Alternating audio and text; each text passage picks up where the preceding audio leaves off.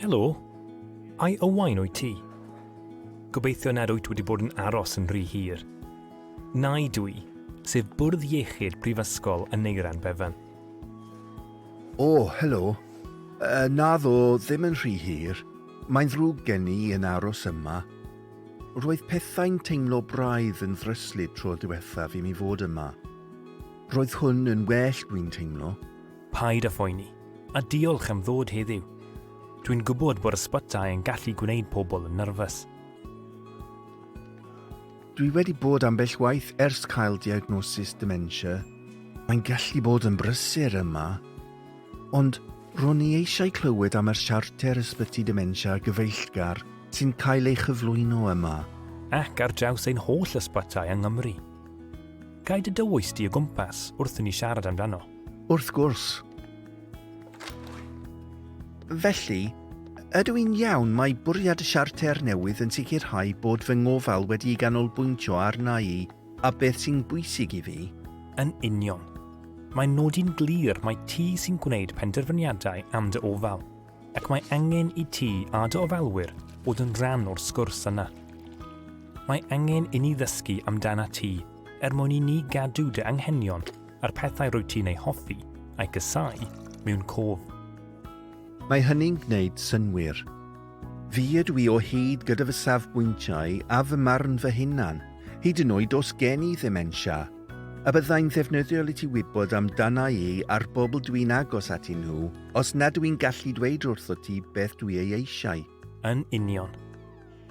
Mae unrhyw ddewisiadau am dy ofal yn ddewisiadau gen ti. Dwi a fy ngwraig wedi poeni'n arw nad oes neb yn yr ysbyty yn fy adnabod i, na beth dwi ei eisiau. A fydd y siarter yn helpu gyda hynny? Rydyn ni'n hyfforddi ein staff i ddarparu gofal a datblygu eu harbenigedd o ran dementia. Mae gweithio gyda ffrindiau, teulu a gofalwyr, a bobl sy'n dednabod di, yn gallu ein helpu i ddeall beth sy'n bwysig a roi arweiniad i ni wneud y penderfyniadau cywir a sicrhau bod y gofal yn canolbwyntio arna ti. Ond beth am pam fyddai i yn yr ysbyty? Dwi'n mwynhau rhywfaint o breifatrwydd, ond mae ystafell sengl yn gallu bod yn unig. Gartre, mae wastad rhywun o gwmpas. Rydyn ni'n cefnogi ymdrech John, sef hawl gofalwyr i ofyn i aros gyda phobl a dementia yn yr ysbyty. Bydd staff y ward yn gweithio gyda dy ofalwyr ac yn cynllunio sut y gallwn nhw helpu i gefnogi dy anghenion. Er enghraifft, gallu ymweld y tu allan i oriau arferol. Mae hynny'n dechrau da nai. Oes lle i dreulio amser gyda phobl eraill? Dwi'n gwybod pa mor galed mae'r staff yn gweithio, ond mae cael rhywbeth i'w wneud â chwmni i'w wneud yn fy helpu i deimlo'n gartrefol yn rhywle newydd. Mae dy les a dy anghenion clinigol yr un mor bwysig. Tra byddi di yn yr ysbyty, bydd gwirfoddolwyr a chymdeithion dementia yn dy gefnogi ochr yn ochr a thîm y ward. Sut bydd yr holl bobl wahanol yma'n gwybod beth dwi ei eisiau neu ei angen? Neu fod gen i dementia hyd yn oed? Rydyn ni'n defnyddio byrddau gwybodaeth am gleifion i helpu i gadw cofnod o dy ofal. Os bydd staff yn gweld y sticer dementia, maen nhw'n gwybod efallai y bydd angen ragor o gefnogaeth, amser neu help ar glaf i gyfarthrebu.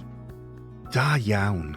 Felly, bydd pawb yn gwybod y math o ofal sydd ei angen arna i, a bydd fy nheulu a fy ngofalwyr yn gallu parhau i roi cymorth i fi yn yr ysbyty. Yn union, a bydd dulliau eraill fel cynllun Dyma Fi a phasbort cleifion unwaith i Gymru yn helpu tîmau gofal i wybod beth sy'n bwysig i ti. Nai, mae'n rhaid i fi ofyn. Beth os na fyddai'n gallu rhoi caniatâd neu ddweud wrtho ti beth dwi ei eisiau mwyach? Rydyn ni'n hyfforddi ein staff ar faterion caniatâd, a bydden nhw'n dy gefnogi i wneud penderfyniadau am dy ofal. Os na fydd modd i ti roi caniatâd, bydd y bobl sy'n dydnabod di orau yn ein helpu i wneud y dewis y bydde ti am ei wneud. Mae'n rhyddhad gwybod y bydd pobl yn gwrando ac yn parchu sut dwi'n teimlo am fy ngofal. Mae gan bawb sy'n byw gyda dementia hawl i barch, ac mae rhywbeth o'i le os nad ydyn nhw ei gael.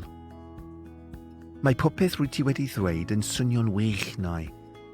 Ond sut byddi di'n gwybod bod dy gynlluniau'n gweithio?